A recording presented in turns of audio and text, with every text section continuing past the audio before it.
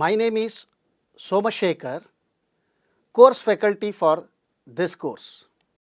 Now let us will see some features of crawler driver. A dual hydraulic transmission drive is the ideal propulsion for crawler vehicles. A separate drive should be used for each tread. Figure shows the crawler driver for treaded vehicles, but actual circuitry is one which we have discussed previously, meaning variable displacement, pressure compensated pump used to control the motor, fixed displacement motor, same. All the elements are there in a charge pump, low pressure valve, high pressure valve, heat exchangers, all are there. But I am showing you here the very simple sketch for the crawler driver. Here the two motors are there, the variable motors which are connected to the left track and right track, which are controlled through the variable displacement piston pumps. Then here the charge pump similar to that, and these two pumps are drive through the motor or any IC engine or a gasoline engine. By providing an independent drive on each tread, the operator has maximum maneuverability and a very sharp turn can be made by placing one tread in forward and the other in the reverse. For this application, the recommended pumps are the variable displacement over center type with a pressure compensator. The recommended motors are fixed displacement type, but for greater speed range, variable displacement motors are also used with a manual control lever, but without the pressure compensator. Usually, the levers are left in maximum displacement position and speed control is with the pump levers alone, except when going into the higher speeds, lower torque mode. Let us will move on to trailer mounted transit concrete mixer. The vehicle shown below is a trailer mounted transit concrete mixer. You have come across this in the constructional sites. Just see here friends, here many elements are involved here. The one among them is a hydrostatic transmissions. Here the two hydrostatic transmission is used, one for the proper mixer drum and another for the axle drive, and these two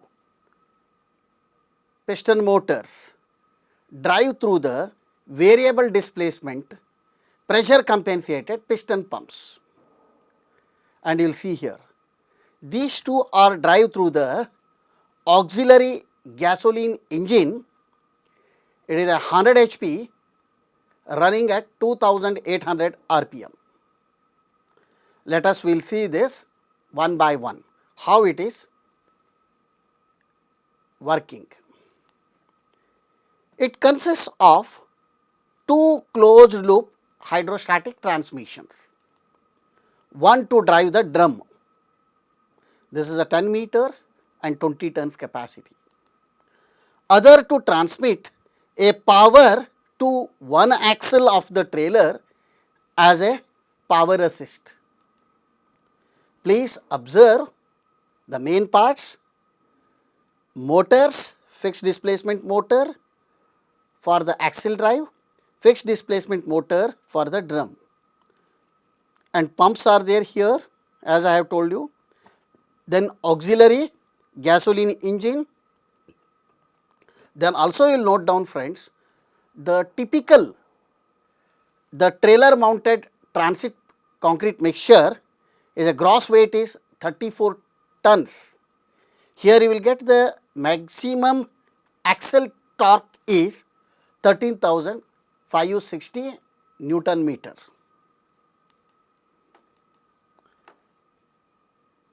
The fixed motor drives into the differential of the forward rear axle.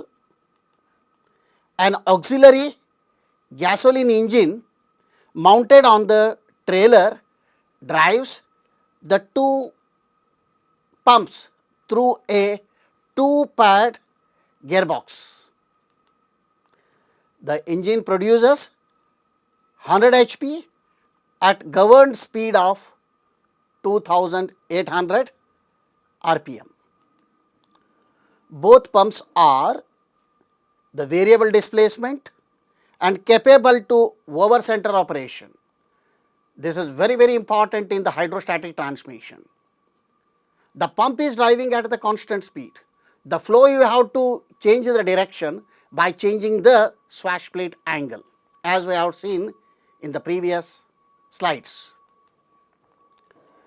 Both transmissions are simple closed loop circuits as discussed earlier slides, meaning here it is the pump motor combination in which we have added the many parts, correct, you are seen in the previous slide.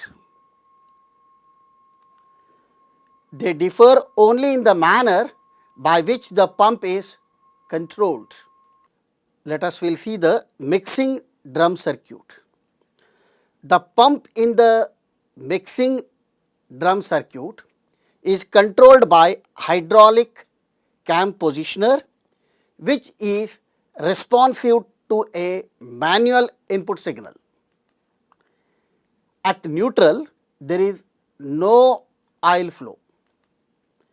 As the control lever is moved toward forward, the drum rotates in a forward direction at a speed proportional to the amount of control lever displacement.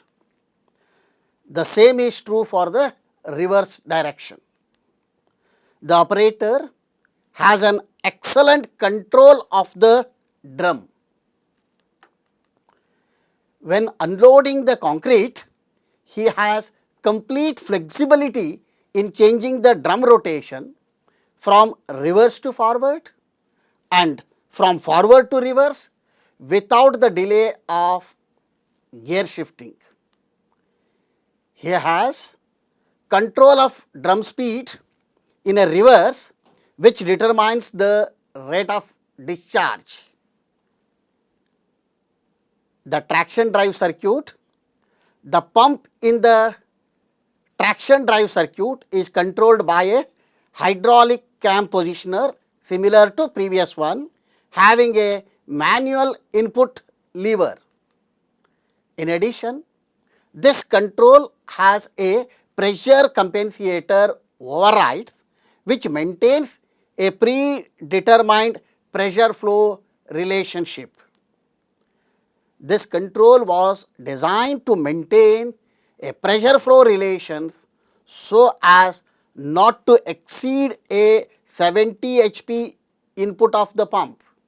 Operation of power assist transmission. When the driver requires additional tractive power, he moves the cam positioner to full forward. The pump immediately starts into stroke, delivering oil to the motor. But as the pressure increases, the overrides limits the movement of the pump cam to deliver only the amount of oil being used by the motor.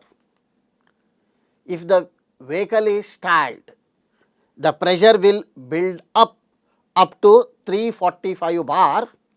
By this time, the override control has positioned the pump cam near to zero stroke, delivering only the amount of oil being used which in stalled condition is a system leakage alone. Under this condition, the transmission is delivering a maximum torque of approximately 13,560 Newton meter to the axle with a low horsepower input. The vehicle could remain stalled indefinitely without damage or overheating. This feature we are seen in the previous slides also. However, as the vehicle moves forward, the control increases the pump delivery to match the motor requirement and still maintains a 345 bar or a maximum torque at the wheels. When the vehicle has reached 0.89 meters per second or a transmission flow of approximately 65 liters per minute, the power input to the motor has reached the 70 HP. For any further increase in speed, control limits the maximum allowable pressure as flow increases and maintains a pressure flow relationship of 70 HP input to the pump. If the control range of 70 HP, the wheel torque is inversely proportional to vehicle speed. When the top speed of 2.68 meters per second is reached, the motor is accepting the full output of the pump and the pressure immediately decays. The pressure drop is sensed by the clutch control, which disengages the motor from the axle. The driver then positions the pump control lever to neutral to inactivate the transmission. The transmission will function in the same manner in the reverse direction also.